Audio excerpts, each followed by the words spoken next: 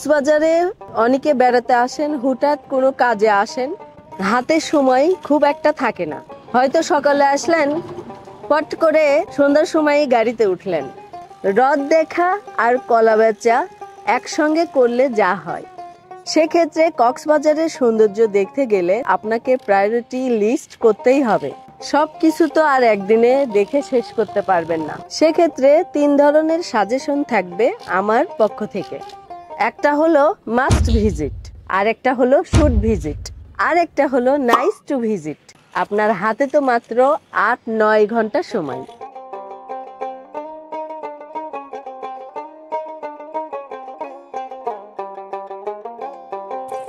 আপনি প্রায় 120 কিলোমিটার লম্বা সমুদ্র সৈকতে অনেক বিচ দেখতে পারবেন। তবে অনেক বিচ থাকলেও সব বিচে যাওয়ার জন্য আমি রিকমেন্ড করব না, কারণ সব জায়গায় সে পরিবেশটা নেই। আপনি যদি সমুদ্রে গোসল করতে না চান, তাহলে আপনার আদর্শ সময় হবে বিকেলবেলা সি বিচে যাওয়া। এই সুগন্ধা বিচে আপনি 2-1 ঘন্টা সময় দিতে পারেন। একটু সন্ধ্যা হইয়া আসলে সুগন্ধা বিচের আশেপাশে সি ফুডের যে দোকানগুলো আপনি দেখতে পাবেন, সেখানে কিছু খাবার টেস্ট করতে পারবেন। এইসব খাবার বেশ সুস্বাদু। এরপর তো আপনি চলেই যাবেন।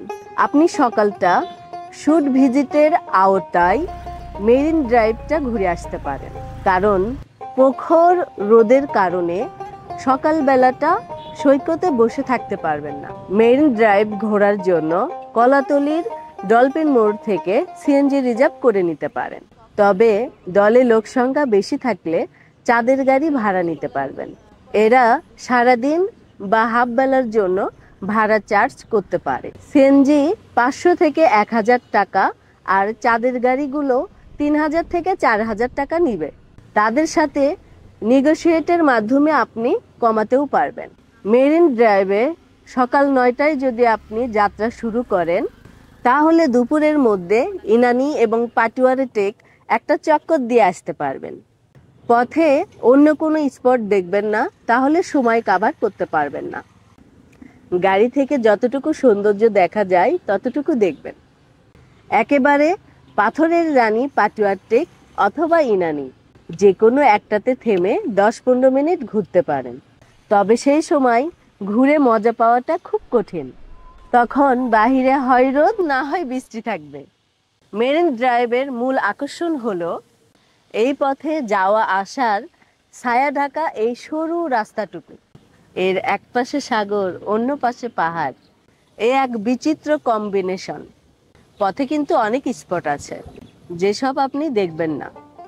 যাত্রার শুরুতেই দরিয়ানগর ইকো পার্ক আছে, সেখানে প্যারাসেলিং এর সুযোগ আছে। এরপর আছে হিমছড়ি, তারপর Pechar Dwip, Kakra beach, mini Bandarban, Sonarpara beach, hotel Sea Pearl, helipad ইত্যাদি। পথে আপনার চোখে পড়বে নানা ধরনের রিসোর্ট। এই 3-4 ঘন্টায় আপনি শুট ভিজিটের আওতায় এসব শেষ করবেন। এরপর দুপুরে লাঞ্চ করবেন কলাতলি এসে। এখানে অনেক ভালো মানের হোটেল আছে। টাকা পয়সার চিন্তা না থাকলে সেসব ভালো হোটেলের অতিথি হতে কোনো বাধা নেই। এরপর আপনি নাইস টু ভিজিট করবেন। এর আওতায় আপনি সি বিচের পাশেই ঝিনুক মার্কেটটা দেখতে পারবেন। সেখানে বহু ধরনের জিনিস আছে। এই মার্কেট থেকে আপনি শুটকি বা আচার কিনতে পারবেন। শুটকি, আচার, নানা ধরনের কাঠের রূপচর্চার জিনিসপত্র হাতের নাগালেই পেয়ে যাবেন। এই মার্কেট ঘুরতে ঘুরতে আপনার বিকালের কাছাকাছি সময় চলে আসবে। তখন আপনি গুটি গুটি পায়ে চলে আসবেন সুগন্ধা বিচে। সেখানে একটা খাটিয়া ভাড়া নেবেন 1 ঘন্টার জন্য। সিঙ্গেল খাটিয়া পাওয়া খুব কঠিন, এরা একটু চালাকি করে। ডাবল ভাড়া পাবার আশায় সিঙ্গেল খাটিয়াগুলো কমিয়ে ফেলেছে। আর যদি ছবি উঠাতে চান, তবে তাদের সঙ্গে ভালোভাবে কথা বলে তারপর কাজ শুরু করবেন, নতুবা আপনাকে প্যাচে ফেলে দিবে। প্যাচে ফেলে তারা টাকা আদায় করে। ভাগ্যক্রমে আপনার হাতে যদি সময় থাকে, তাহলে আপনাকে আরেকটা জিনিস দেখার সুপারিশ করব। এই কক্সবাজারে একটা আইকনিক রেল স্টেশন আছে, সেটা ভিজিট করতে ভুলবেন না।